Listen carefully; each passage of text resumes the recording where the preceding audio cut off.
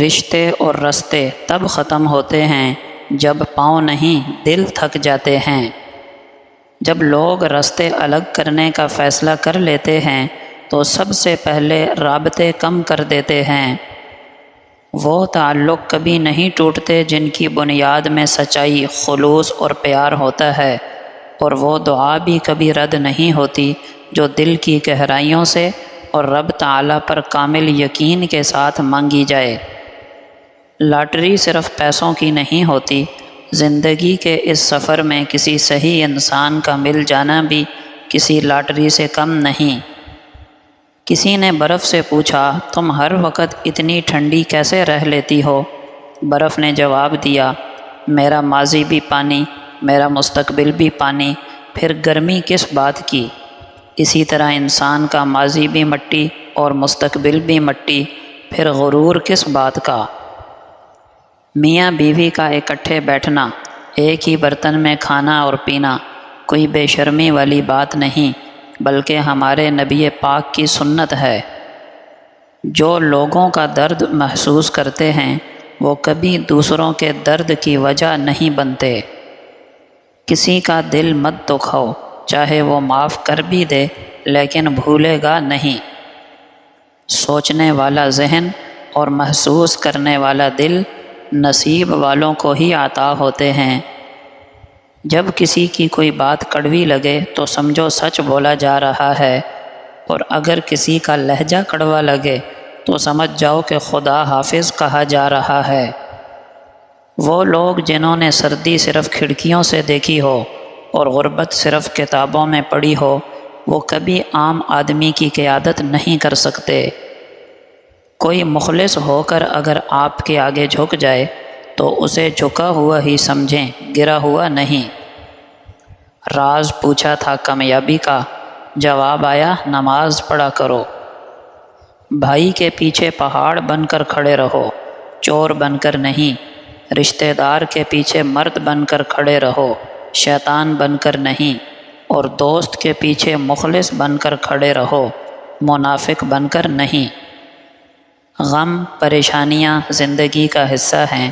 جس نے اپنی پریشانی پر قدم رکھا وہ جیت گیا، اور جس نے پریشانی کو سر پہ سوار کیا وہ ٹوٹ گیا۔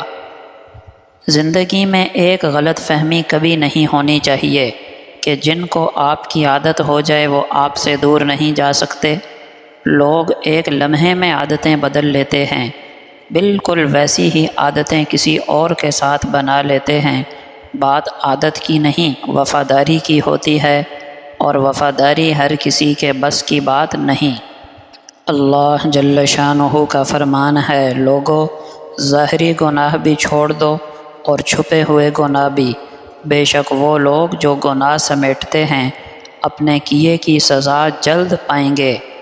ارشاد باری تعالی ہے، ایمان والے وہ ہوتے ہیں جو فراخی اور تنگ دستی ہر حال میں اللہ کی راہ میں خرچ کرتے ہیں، اور وہ غصے کو پی جانے والے ہوتے ہیں۔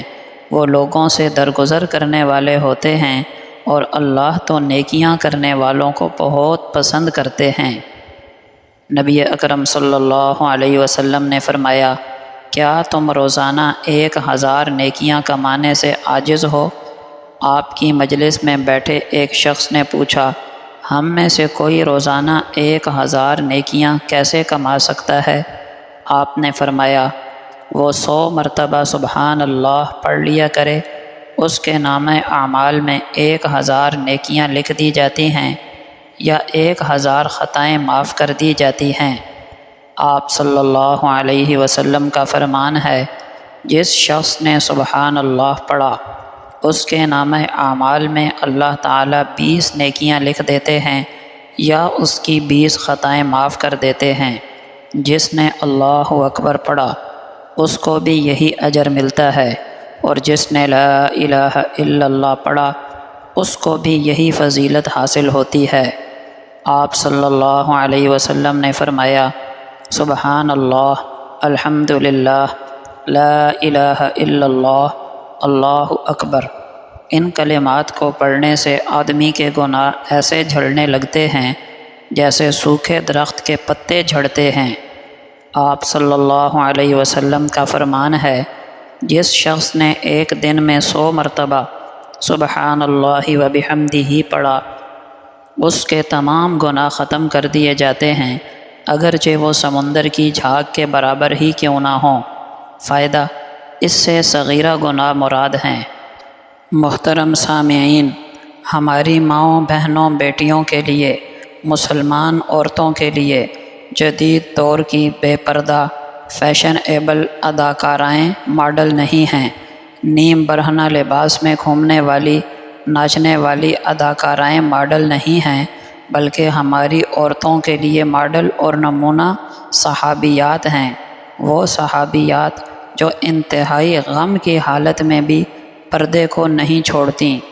حضرت قیس بن شماس رضی اللہ عنہ بیان کرتے ہیں کہ ایک صحابیہ عورت جن کو ام خلاد کہا جاتا تھا، وہ نبی اکرم صلی اللہ علیہ وسلم کی خدمت میں اپنے بیٹے کے متعلق معلومات حاصل کرنے کی غرض سے حاضر ہوئیں۔ ان کا بیٹا کسی غزوے میں شہید ہو گیا تھا۔ جب وہ آئیں تو اپنے چہرے پہ نقاب ڈالے ہوئے تھیں۔ ان کا یہ حال دیکھ کر کسی صحابی نے کہا کہ تم اپنے بیٹے کا حال معلوم کرنے کے لیے آئی ہو اور نقاب ڈالے ہوئے ہو؟ ام خلاد رضی اللہ عنہا نے جواب دیا، اگر بیٹے کے بارے میں مصیبت زدہ ہو گئی ہوں تو اپنی شرم و حیا کھو کر ہرگز مصیبت زدہ نہ بنوں گی، یعنی حیا کا چلا جانا ایسی مصیبت زدہ کر دینے والی چیز ہے جیسے بیٹے کا مر جانا۔ پردہ ہر حال میں لازم ہے، رنج ہو یا خوشی۔